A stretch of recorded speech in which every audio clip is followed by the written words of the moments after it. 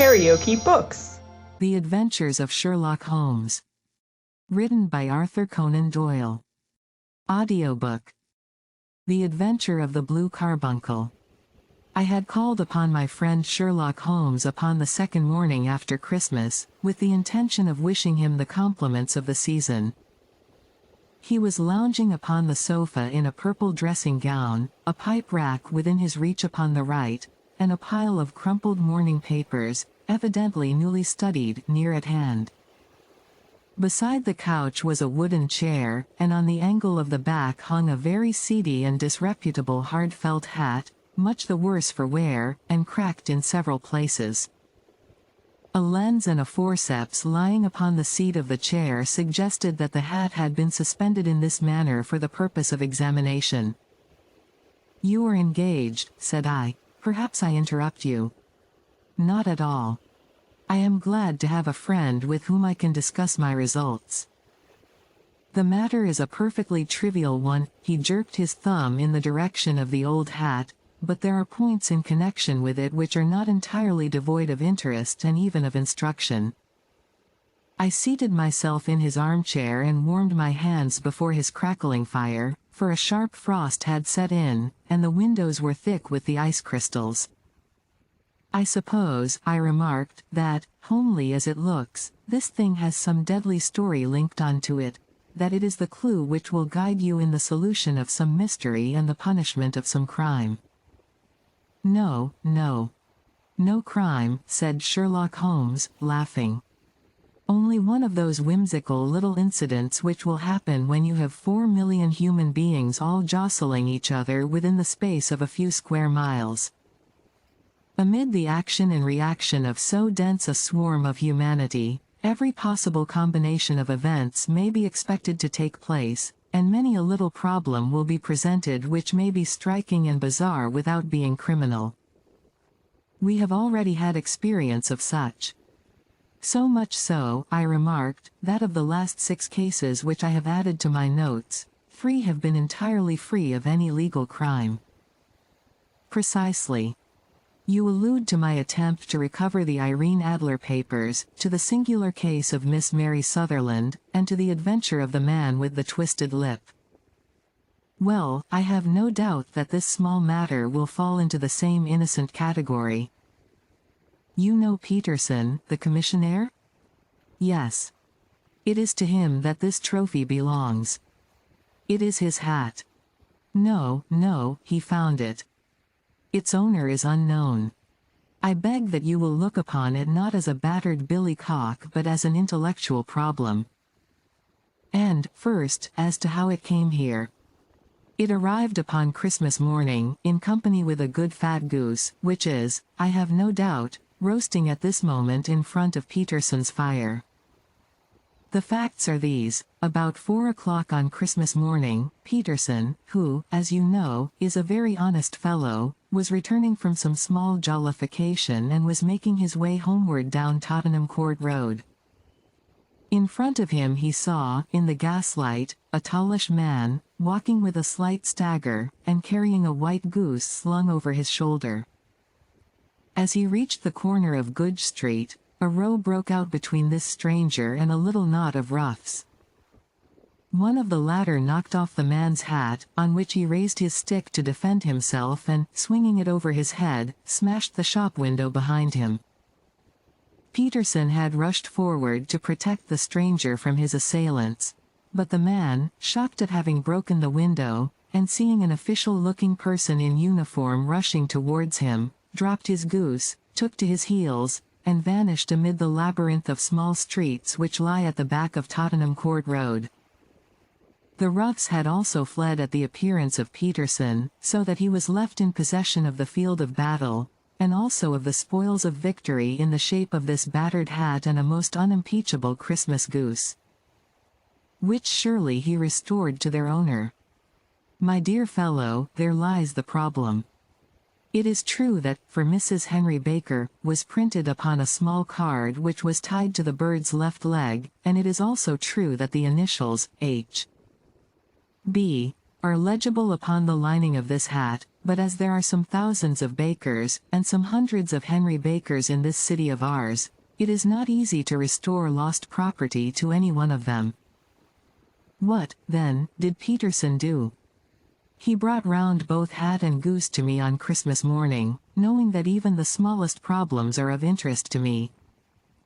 The goose we retained until this morning, when there were signs that, in spite of the slight frost, it would be well that it should be eaten without unnecessary delay. Its finder has carried it off, therefore, to fulfill the ultimate destiny of a goose, while I continue to retain the hat of the unknown gentleman who lost his Christmas dinner.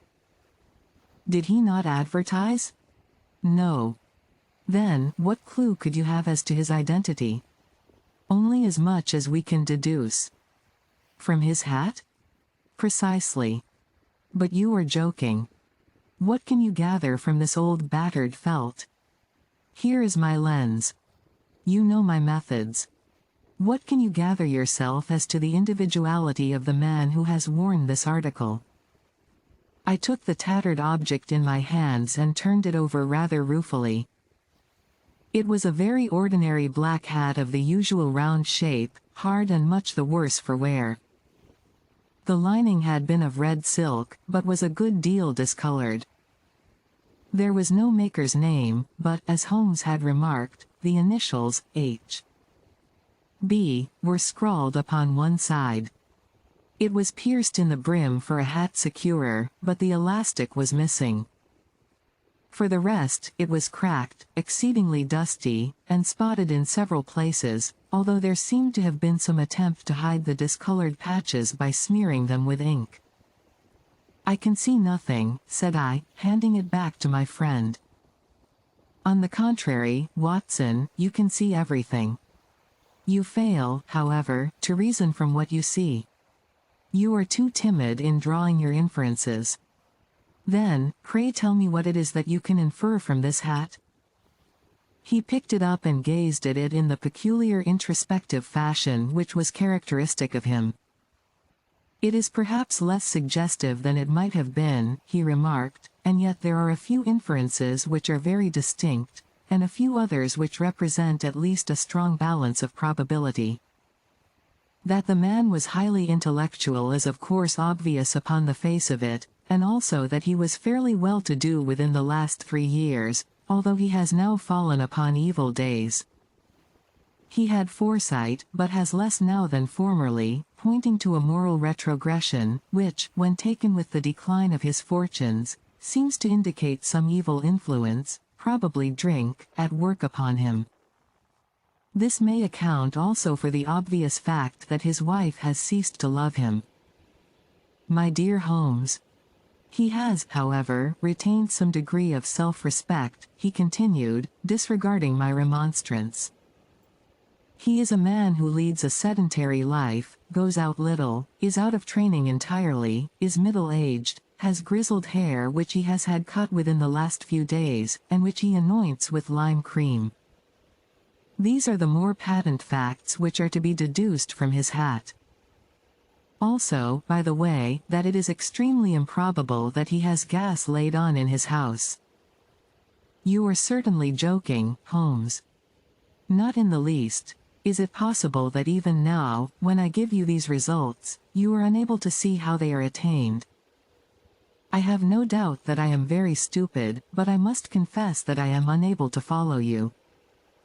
For example, how did you deduce that this man was intellectual? For answer Holmes clapped the hat upon his head. It came right over the forehead and settled upon the bridge of his nose. It is a question of cubic capacity, said he. A man with so large a brain must have something in it. The decline of his fortunes, then? This hat is 3 years old. These flat brims curled at the edge came in then. It is a hat of the very best quality. Look at the band of ribbed silk and the excellent lining.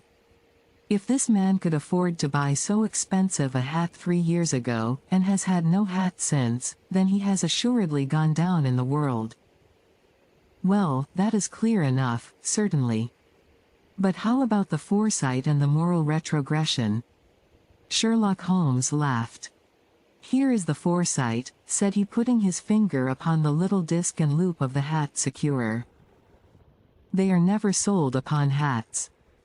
If this man ordered one, it is a sign of a certain amount of foresight, since he went out of his way to take this precaution against the wind.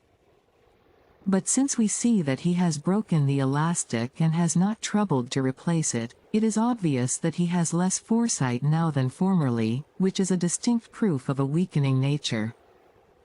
On the other hand, he has endeavored to conceal some of these stains upon the felt by daubing them with ink, which is a sign that he has not entirely lost his self-respect. Your reasoning is certainly plausible. The further points, that he is middle-aged, that his hair is grizzled, that it has been recently cut, and that he uses lime cream, are all to be gathered from a close examination of the lower part of the lining. The lens discloses a large number of hair ends, clean cut by the scissors of the barber. They all appear to be adhesive, and there is a distinct odor of lime cream. This dust, you will observe, is not the gritty, gray dust of the street but the fluffy brown dust of the house, showing that it has been hung up indoors most of the time, while the marks of moisture upon the inside are proof positive that the wearer perspired very freely, and could therefore hardly be in the best of training. But his wife, you said that she had ceased to love him. This hat has not been brushed for weeks. When I see you, my dear Watson, with a week's accumulation of dust upon your hat, and when your wife allows you to go out in such a state, I shall fear that you also have been unfortunate enough to lose your wife's affection.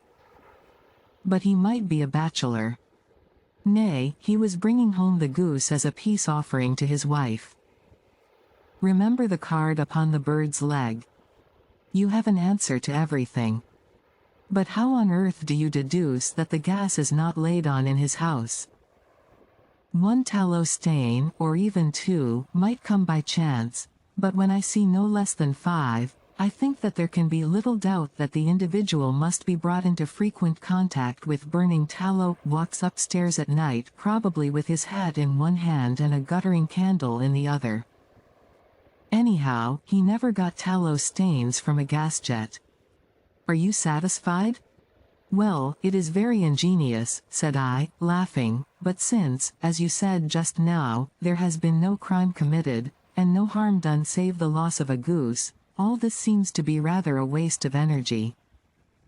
Sherlock Holmes had opened his mouth to reply, when the door flew open, and Peterson, the commissionaire, rushed into the apartment with flushed cheeks and the face of a man who is dazed with astonishment. The goose, Mr. Holmes. The goose, sir, he gasped. Eh? What of it, then?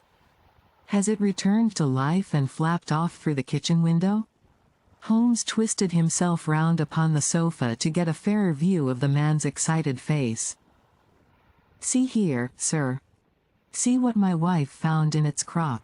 He held out his hand and displayed upon the center of the palm a brilliantly scintillating blue stone, rather smaller than a bean in size, but of such purity and radiance that it twinkled like an electric point in the dark hollow of his hand.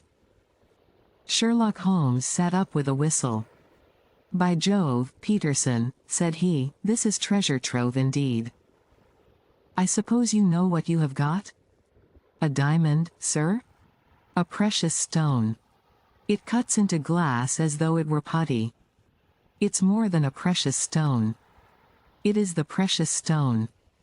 Not the Countess of Morker's blue carbuncle, I ejaculated. Precisely so. I ought to know its size and shape, seeing that I have read the advertisement about it in the Times every day lately. It is absolutely unique, and its value can only be conjectured, but the reward offered of £1,000 is certainly not within a 20th part of the market price. £1,000. Great Lord of mercy! The commissionaire plumped down into a chair and stared from one to the other of us. That is the reward, and I have reason to know that there are sentimental considerations in the background which would induce the Countess to part with half her fortune if she could but recover the gem.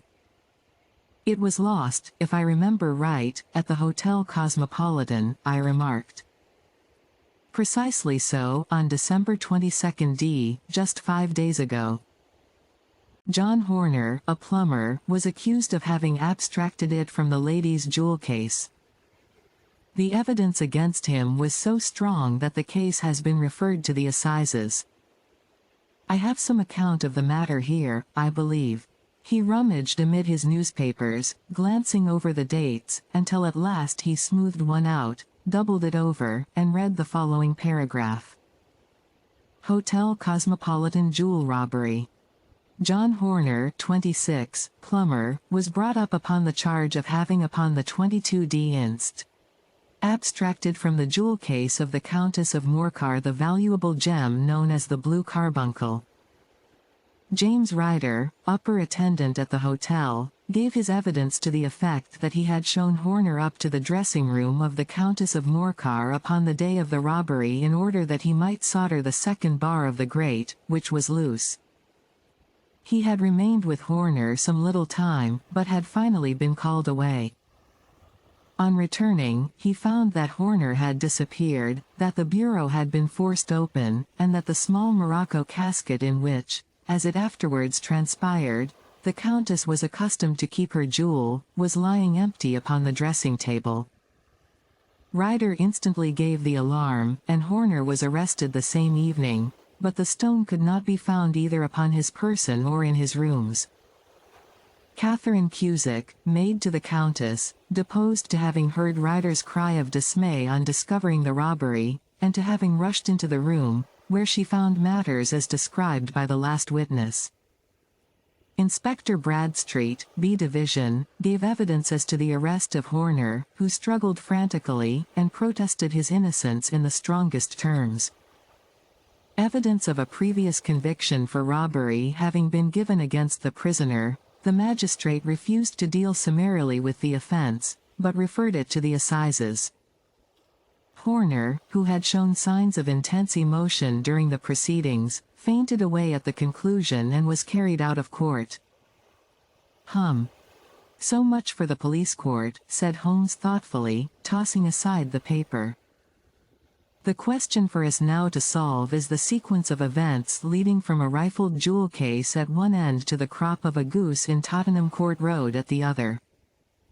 You see, Watson, our little deductions have suddenly assumed a much more important and less innocent aspect. Here is the stone came from the goose, and the goose came from Mr. Henry Baker, the gentleman with the bad hat and all the other characteristics with which I have bored you. So now we must set ourselves very seriously to finding this gentleman and ascertaining what part he has played in this little mystery. To do this, we must try the simplest means first, and these lie undoubtedly in an advertisement in all the evening papers. If this fail, I shall have recourse to other methods. What will you say? Give me a pencil and that slip of paper. Now, then. Found at the corner of Goodge Street, a goose and a black felt hat. Mr. Henry Baker can have the same by applying at 6:30 this evening at 221B, Baker Street. That is clear and concise. Very. But will he see it? Well, he is sure to keep an eye on the papers, since, to a poor man, the loss was a heavy one. He was clearly so scared by his mischance in breaking the window and by the approach of Peterson that he thought of nothing but flight, but since then he must have bitterly regretted the impulse which caused him to drop his bird. Then, again, the introduction of his name will cause him to see it, for everyone who knows him will direct his attention to it. Here you are, Peterson, run down to the advertising agency and have this put in the evening papers. In which, sir? Oh, in the Globe, Star, Pall Mall, St. James's, Evening News Standard, Echo, and any others that occur to you. Very well, sir. And this stone? Ah, yes, I shall keep the stone. Thank you. And, I say, Peterson, just buy a goose on your way back and leave it here with me, for we must have one to give to this gentleman in place of the one which your family is now devouring." When the commissionaire had gone, Holmes took up the stone and held it against the light. "It's a bonny thing," said he. "Just see how it glints and sparkles. Of course it is a nucleus and focus of crime. Every good stone is. They are the devil's pet baits. In the larger and older jewels every facet may stand for a bloody deed. This stone is not yet 20 years old. It was found in the banks of the Amoy River in southern China and is remarkable in having every characteristic of the carbuncle, save that it is blue in shade instead of ruby red. In spite of its youth, it has already a sinister history. There have been 2 murders, a vitriol throwing, a suicide, and several robberies brought about for the sake of this 40-grain weight of crystallized charcoal. Who would think that so pretty a toy would be a purveyor to the gallows and the prison? I'll lock it up in my strong box now and drop a line to the Countess to say that we have it. Do you think that this man Horner is innocent? I cannot tell. Well, then, do you imagine that this other one, Henry Baker, had anything to do with the matter? It is, I think, much more likely that Henry Baker is an absolutely innocent man, who had no idea that the bird which he was carrying was of considerably more value than if it were made of solid gold. That, however, I shall determine by a very simple test if we have an answer to our advertisement. And you can do nothing until then? Nothing. In that case I shall continue my professional round. But I shall come back in the evening at the hour you have mentioned, for I should like to see the solution of so tangled a business. Very glad to see you. I dine at 7. There is a woodcock, I believe. By the way, in view of recent occurrences, perhaps I ought to ask Mrs. Hudson to examine its crop. I had been delayed at a case, and it was a little after 6:30 when I found myself in Baker Street once more. As I approached the house I saw a tall man in a Scotch bonnet with a coat which was buttoned up to his chin waiting outside in the bright semicircle which was thrown from the fanlight. Just as I arrived the door was opened, and we were shown up together to Holmes's room. "Mr. Henry Baker, I believe," said he, rising from his armchair and greeting his visitor with the easy air of geniality which he could so readily assume. "Pray take this chair by the fire, Mr. Baker. It is a cold night, and I observe that your circulation is more adapted for summer than for winter. Ah, Watson, you have just come at the right time. Is that your hat, Mr. Baker?" "Yes, sir, that is undoubtedly my hat." He was a large man with rounded shoulders, a massive head, and a broad, intelligent face, sloping down to a pointed beard of grizzled brown. A touch of red in nose and cheeks, with a slight tremor of his extended hand, recalled Holmes's surmise as to his habits. His rusty black frock coat was buttoned right up in front, with the collar turned up, and his lank wrists protruded from his sleeves without a sign of cuff or shirt. He spoke in a slow staccato fashion, choosing his words with care, and gave the impression generally of a man of learning and letters who had had ill usage at the hands of fortune. "We have retained these things for some days," said Holmes, "because we expected to see an advertisement from you giving your address. I am at a loss to know now why you did not advertise." Our visitor gave a rather shamefaced laugh. "Shillings have not been so plentiful with me as they once were," he remarked. "I had no doubt that the gang of roughs who assaulted me had carried off both my hat and the bird. I did not care to spend more money in a hopeless attempt at recovering them." "Very naturally. By the way, about the bird, we were compelled to eat it." "To eat it?" Our visitor half rose from his chair in his excitement. "Yes, it would have been of no use to anyone had we not done so. But I presume that this other goose upon the sideboard, which is about the same weight and perfectly fresh, will answer your purpose equally well?" Oh, certainly, certainly, answered Mr. Baker with a sigh of relief. Of course, we still have the feathers, legs, crop, and so on of your own bird, so if you wish. The man burst into a hearty laugh. They might be useful to me as relics of my adventure, said he, but beyond that I can hardly see what use the disjecta membra of my late acquaintance are going to be to me. No, sir, I think that, with your permission, I will confine my attentions to the excellent bird which I perceive upon the sideboard. Sherlock Holmes glanced sharply across at me with a slight shrug of his shoulders. There is your hat, then, and there your bird, said he. By the way, would it bore you to tell me where you got the other one from? I am somewhat of a fowl fancier, and I have seldom seen a better grown goose. Certainly, sir, said Baker, who had risen and tucked his newly gained property under his arm. There are a few of us who frequent the Alpha Inn, near the museum. We are to be found in the museum itself during the day, you understand. This year our good host, Windigate by name, instituted a goose club, by which, on consideration of some few pence every week, we were each to receive a bird at Christmas. My pence were duly paid, and the rest is familiar to you. I am much indebted to you, sir, for a Scotch bonnet is fitted neither to my years nor my gravity.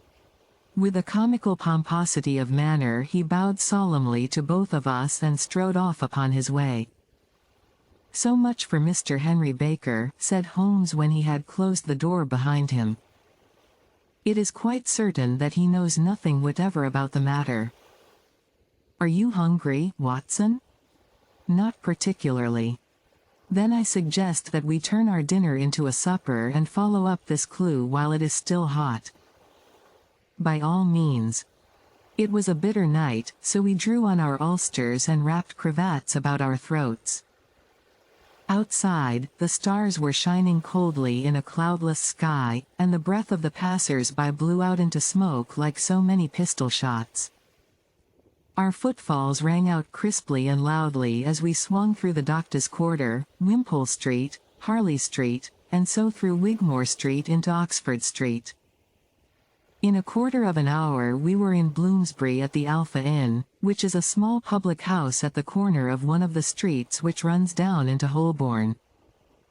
Holmes pushed open the door of the private bar and ordered 2 glasses of beer from the ruddy-faced, white-aproned landlord.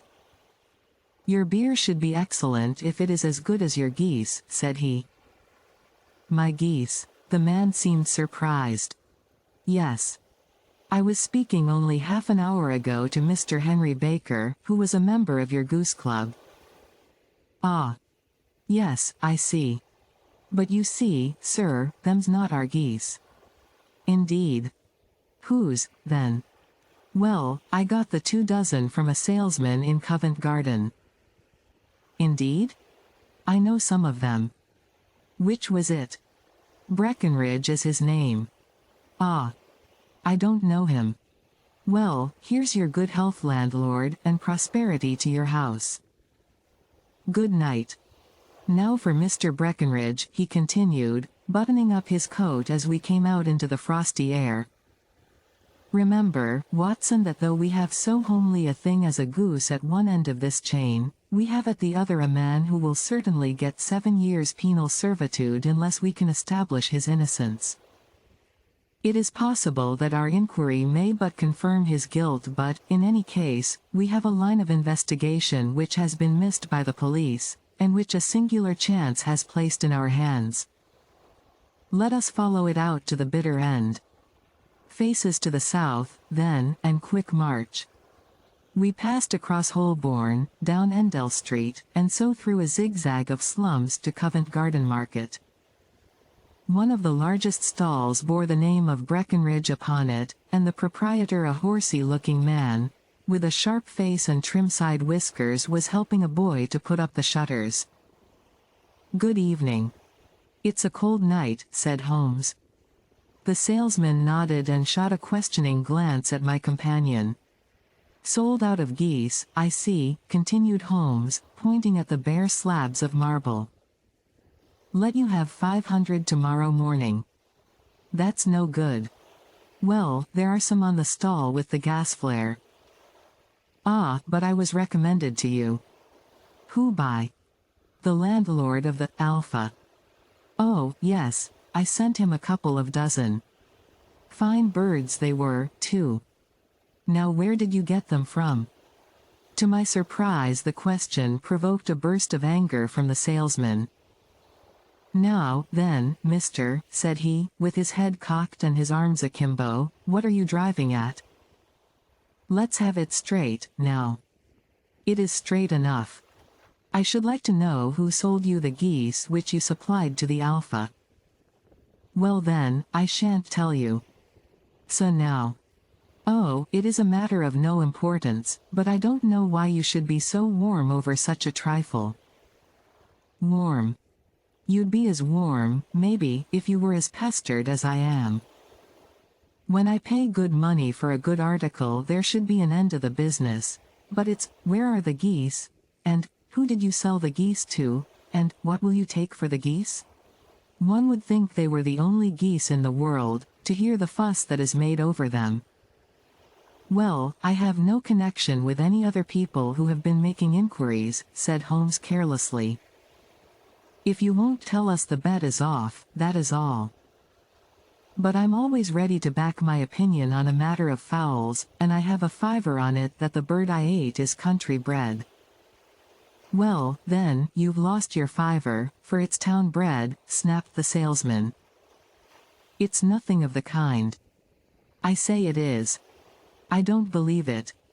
Do you think you know more about fowls than I, who have handled them ever since I was a nipper? I tell you, all those birds that went to the Alpha were town bred. You'll never persuade me to believe that. Will you bet, then? It's merely taking your money, for I know that I am right. But I'll have a sovereign on with you, just to teach you not to be obstinate. The salesman chuckled grimly.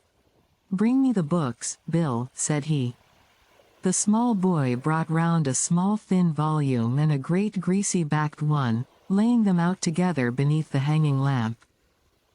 Now then, Mr. Cocksure, said the salesman, I thought that I was out of geese, but before I finish you'll find that there is still one left in my shop.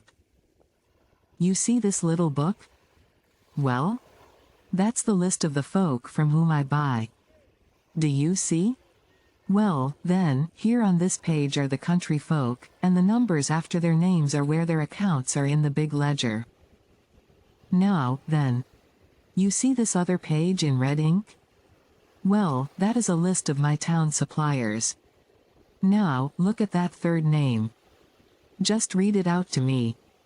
Mrs. Oakshott, 117, Brixton Road, 249, Red Holmes.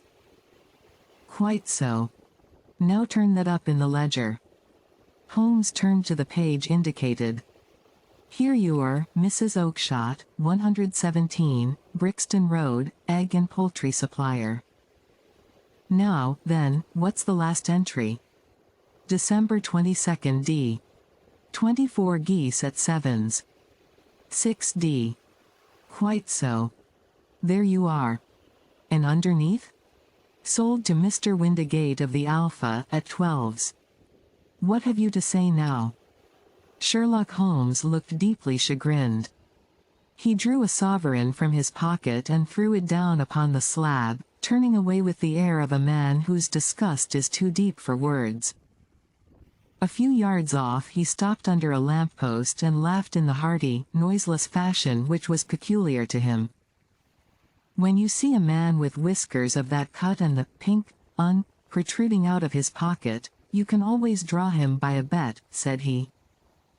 I dare say that if I had put £100 down in front of him, that man would not have given me such complete information as was drawn from him by the idea that he was doing me on a wager. Well, Watson, we are, I fancy, nearing the end of our quest, and the only point which remains to be determined is whether we should go on to this Mrs. Oakshott tonight, or whether we should reserve it for tomorrow. It is clear from what that surly fellow said that there are others besides ourselves who are anxious about the matter, and I should. His remarks were suddenly cut short by a loud hubbub which broke out from the stall which we had just left. Turning round, we saw a little rat-faced fellow standing in the center of the circle of yellow light which was thrown by the swinging lamp, while Breckenridge, the salesman, framed in the door of his stall, was shaking his fists fiercely at the cringing figure. "I've had enough of you and your geese," he shouted. "I wish you were all at the devil together. If you come pestering me any more with your silly talk, I'll set the dog at you. You bring Mrs. Oakshott here and I'll answer her, but what have you to do with it? Did I buy the geese off you?" "No, but one of them was mine all the same," whined the little man. "Well, then, ask Mrs. Oakshott for it. She told me to ask you." "Well, you can ask the King of Prussia, for all I care. I've had enough of it. Get out of this." He rushed fiercely forward, and the inquirer flitted away into the darkness. "Ha! This may save us a visit to Brixton Road," whispered Holmes. "Come with me, and we will see what is to be made of this fellow." Striding through the scattered knots of people who lounged round the flaring stalls, my companion speedily overtook the little man and touched him upon the shoulder. He sprang round, and I could see in the gaslight that every vestige of color had been driven from his face. "Who are you, then? What do you want?" he asked in a quavering voice. "You will excuse me," said Holmes blandly, "but I could not help overhearing the questions which you put to the salesman just now. I think that I could be of assistance to you." "You? Who are you? How could you know anything of the matter?" "My name is Sherlock Holmes. It is my business to know what other people don't know." "But you can know nothing of this?" "Excuse me, I know everything of it. You are endeavoring to trace some geese which were sold by Mrs. Oakshott, of Brixton Road, to a salesman named Breckenridge, by him in turn to Mr. Windigate, of the Alpha, and by him to his club, of which Mr. Henry Baker is a member." "Oh, sir, you are the very man whom I have longed to meet," cried the little fellow with outstretched hands and quivering fingers. "I can hardly explain to you how interested I am in this matter." Sherlock Holmes hailed a four-wheeler which was passing. "In that case we had better discuss it in a cozy room rather than in this wind-swept marketplace," said he. "But pray tell me, before we go farther, who it is that I have the pleasure of assisting." The man hesitated for an instant. "My name is John Robinson," he answered with a sidelong glance. "No, no, the real name," said Holmes sweetly. "It is always awkward doing business with an alias." A flush sprang to the white cheeks of the stranger. "Well then," said he, "my real name is James Ryder." "Precisely so. Head attendant at the Hotel Cosmopolitan. Pray step into the cab, and I shall soon be able to tell you everything which you would wish to know." The little man stood glancing from one to the other of us with half-frightened, half-hopeful eyes, as one who is not sure whether he is on the verge of a windfall or of a catastrophe. Then he stepped into the cab, and in half an hour we were back in the sitting-room at Baker Street. Nothing had been said during our drive, but the high, thin breathing of our new companion, and the claspings and unclaspings of his hands, spoke of the nervous tension within him. "Here we are," said Holmes cheerily as we filed into the room. "The fire looks very seasonable in this weather. You look cold, Mr. Ryder. Pray take the basket chair. I will just put on my slippers before we settle this little matter of yours. Now, then. You want to know what became of those geese?" "Yes, sir. Or rather, I fancy, of that goose. It was one bird, I imagine, in which you were interested, white, with a black bar across the tail." Ryder quivered with emotion. "Oh, sir," he cried, "can you tell me where it went to?" "It came here." Here? Yes, and a most remarkable bird it proved. I don't wonder that you should take an interest in it. It laid an egg after it was dead, the bonniest, brightest little blue egg that ever was seen. I have it here in my museum." Our visitor staggered to his feet and clutched the mantelpiece with his right hand. Holmes unlocked his strongbox and held up the blue carbuncle, which shone out like a star, with a cold brilliant, many-pointed radiance. Ryder stood glaring with a drawn face, uncertain whether to claim or to disown it. "The game's up, Ryder," said Holmes quietly. "Hold up, man, or you'll be into the fire. Give him an arm back into his chair, Watson. He's not got blood enough to go in for felony with impunity. Give him a dash of brandy. So. Now he looks a little more human. What a shrimp it is, to be sure." For a moment he had staggered and nearly fallen, but the brandy brought a tinge of color into his cheeks, and he sat staring with frightened eyes at his accuser. "I have almost every link in my hands, and all the proofs which I could possibly need, so there is little which you need tell me. Still, that little may as well be cleared up to make the case complete. You had heard, Ryder, of this blue stone of the Countess of Morker's?" "It was Catherine Cusick who told me of it," said he in a crackling voice. "I see, her ladyship's waiting maid. Well, the temptation of sudden wealth so easily acquired was too much for you, as it has been for better men before you, but you were not very scrupulous in the means you used. It seems to me, Ryder, that there is the making of a very pretty villain in you. You knew that this man Horner, the plumber, had been concerned in some such matter before, and that suspicion would rest the more readily upon him. What did you do, then? You made some small job in my lady's room, you and your confederate Cusick, and you managed that he should be the man sent for. Then, when he had left, you rifled the jewel case, raised the alarm, and had this unfortunate man arrested. You then." Ryder threw himself down suddenly upon the rug and clutched at my companion's knees. "For God's sake, have mercy," he shrieked. "Think of my father. Of my mother. It would break their hearts. I never went wrong before. I never will again. I swear it. I'll swear it on a Bible. Oh, don't bring it into court. For Christ's sake, don't." "Get back into your chair," said Holmes sternly. "It is very well to cringe and crawl now, but you thought little enough of this poor Horner in the dock for a crime of which he knew nothing. I will fly, Mr. Holmes. I will leave the country, sir.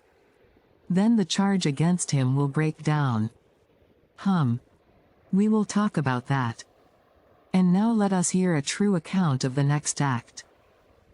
How came the stone into the goose, and how came the goose into the open market? Tell us the truth, for there lies your only hope of safety." Ryder passed his tongue over his parched lips. "I will tell you it just as it happened, sir," said he. "When Horner had been arrested, it seemed to me that it would be best for me to get away with the stone at once, for I did not know at what moment the police might not take it into their heads to search me in my room. There was no place about the hotel where it would be safe. I went out, as if on some commission, and I made for my sister's house. She had married a man named Oakshott, and lived in Brixton Road, where she fattened fowls for the market.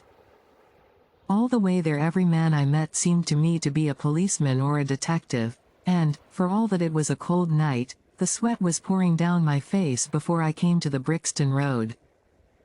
My sister asked me what was the matter, and why I was so pale, but I told her that I had been upset by the jewel robbery at the hotel. Then I went into the backyard and smoked a pipe and wondered what it would be best to do. I had a friend once called Maudsley, who went to the bad, and has just been serving his time in Pentonville. One day he had met me, and fell into talk about the ways of thieves, and how they could get rid of what they stole. I knew that he would be true to me, for I knew one or two things about him, so I made up my mind to go right on to Kilburn, where he lived, and take him into my confidence. He would show me how to turn the stone into money. But how to get to him in safety? I thought of the agonies I had gone through in coming from the hotel. I might at any moment be seized and searched, and there would be the stone in my waistcoat pocket. I was leaning against the wall at the time and looking at the geese which were waddling about round my feet, and suddenly an idea came into my head which showed me how I could beat the best detective that ever lived. My sister had told me some weeks before that I might have the pick of her geese for a Christmas present, and I knew that she was always as good as her word. I would take my goose now, and in it I would carry my stone to Kilburn. There was a little shed in the yard, and behind this I drove one of the birds, a fine big one, white, with a barred tail. I caught it, and prying its bill open, I thrust the stone down its throat as far as my finger could reach. The bird gave a gulp, and I felt the stone pass along its gullet and down into its crop. But the creature flapped and struggled, and out came my sister to know what was the matter. As I turned to speak to her, the brute broke loose and fluttered off among the others. "Whatever were you doing with that bird, Jem?" says she. "Well," said I, "you said you'd give me one for Christmas, and I was feeling which was the fattest." "Oh," says she, "we've set yours aside for you, Jem's bird, we call it.